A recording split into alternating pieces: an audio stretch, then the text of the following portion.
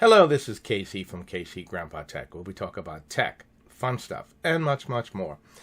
Hey, I want to get right to it. We're going to be talking about SpaceX. Two things. One about the new launch of this Starlink satellites and the testing of their new beta system.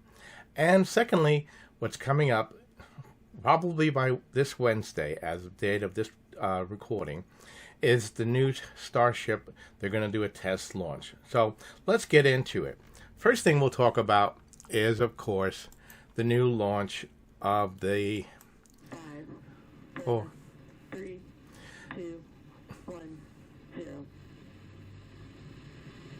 Ignition and liftoff.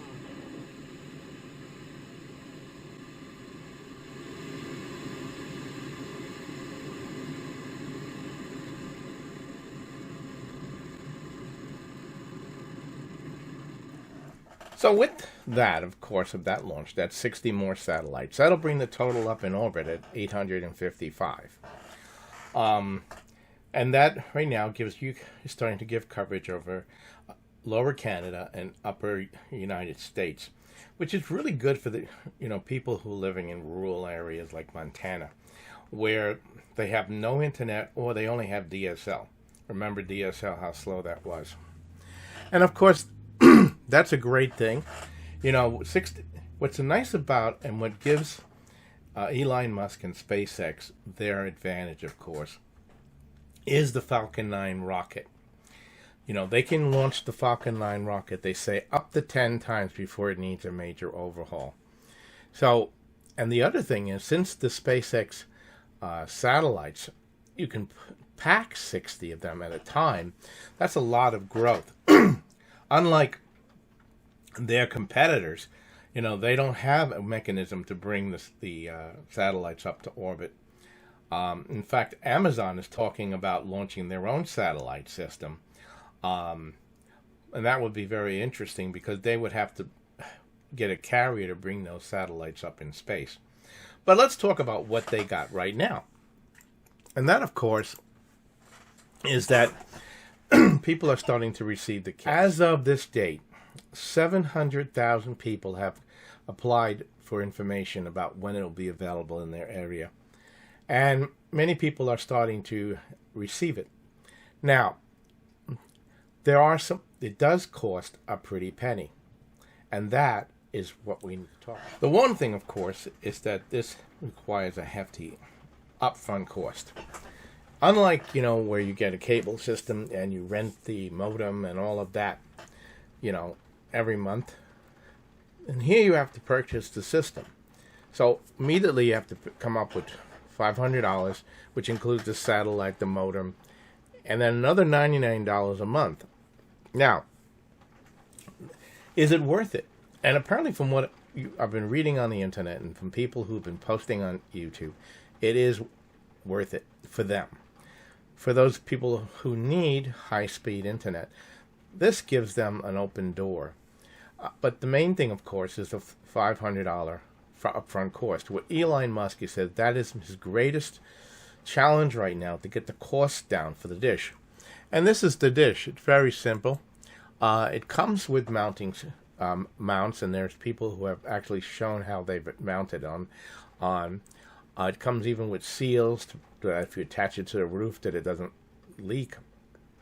Somebody took and put 125 mile an hour winds to test it. But one of the main thing is people are receiving anywhere between 50 megabytes per second up to 150, up to 170. And Elon Musk says that as the satellites begin to deploy and begin to align, that they may even get a better speed like that. And the latency is only 20 milliseconds to 40 milliseconds, which will decrease as time goes on, as more Earth stations are employed. Now, as this is going on, of course, and as satellites are deployed, they're hoping to start having this growth and go over to Europe, where they'll be able to hook up this. Now, remember that the main reason that Starlink is being created is, or what's going to fund it really, is not this. because of its low latency and how fast it transmits data, money, markets where transactions for stocks and things like that are transferred over the internet. And the faster that information can get there, updates like that, that's what's going to drive this. Because once this grows, okay, and it gets to Europe, where right now all data is going over the cables that are under the sea and such like that, this is going to give a faster unit, and that's important. So this is the dish basically, and they've had pictures of it, and I'll give you another picture in just a second. But basically, once you set it up, plug it in, it begins searching, and it rotates and moves back and forth until it finds the satellite and eventually locks in on the satellite. And that's really great. Now, one of the things I've had a problem with, I had the Dish Network. And every time it snowed or anything like that, you got snow on it, you got rain, and the dish went, you know what I'm talking about. Let me show you something about that. Let's talk about what's happening. People who have the service so far saying it's pretty good. Elon Musk has been saying that you're going to be getting between 50 and 100 was the anticipated rollout speed. But some people are getting, 134, 148 upload speed. Like this gentleman here. He has the dish located on the dirt right now, but he mounted it on his roof. Now, the main thing about it, of course, is that you're going to have to be pretty handy at installing this thing.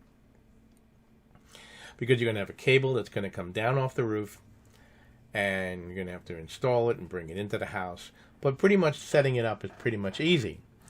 Now, the other thing, of course, is that after the $600 outlay that you have to buy the unit, what about service? Now, many of you, maybe you've had the Dish Network or you've had DirecTV, and what happens when it rains and it snows and it's like, oh my God. And you get a major snowstorm and all of a sudden the dish is covered with snow and you ain't got no TV service. Well, apparently they thought of that.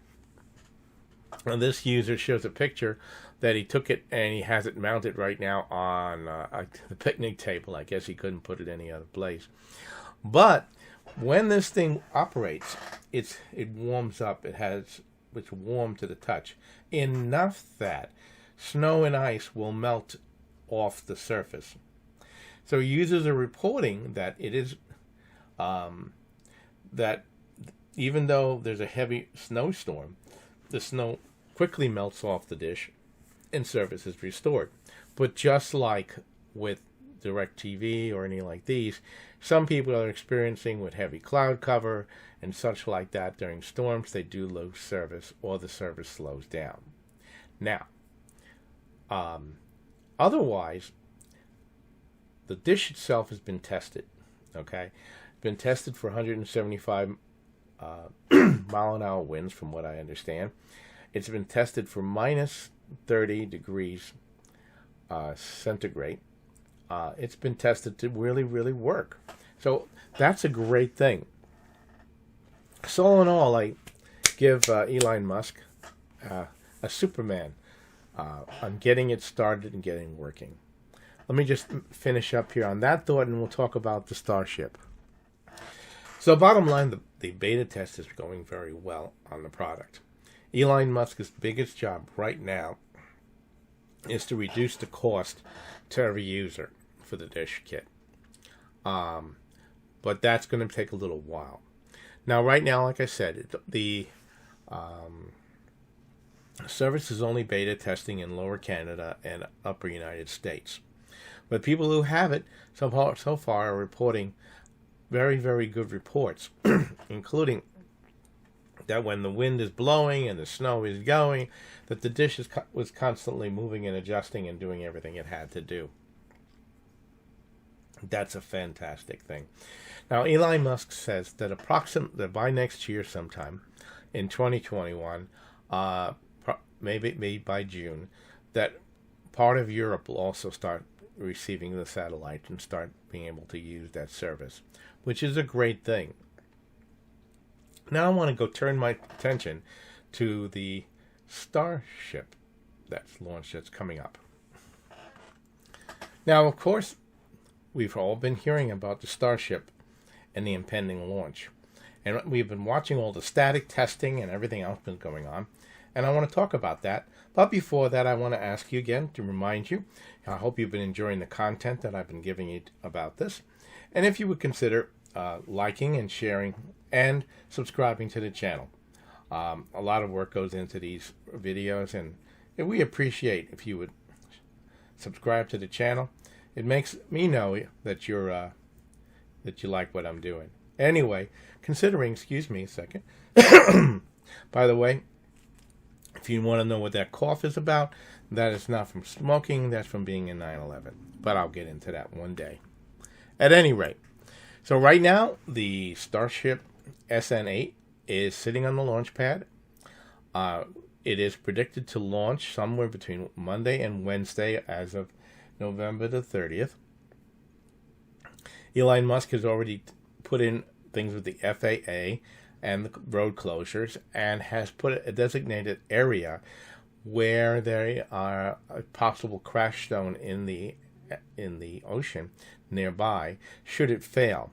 Now, Elon Musk says that this, of course, is an untested ship. And while they have done a lot of testing so far, they're uncertain of how it will fly. So during this week, the plan is to launch it up to 50,000 feet, fly it, and bring it back down.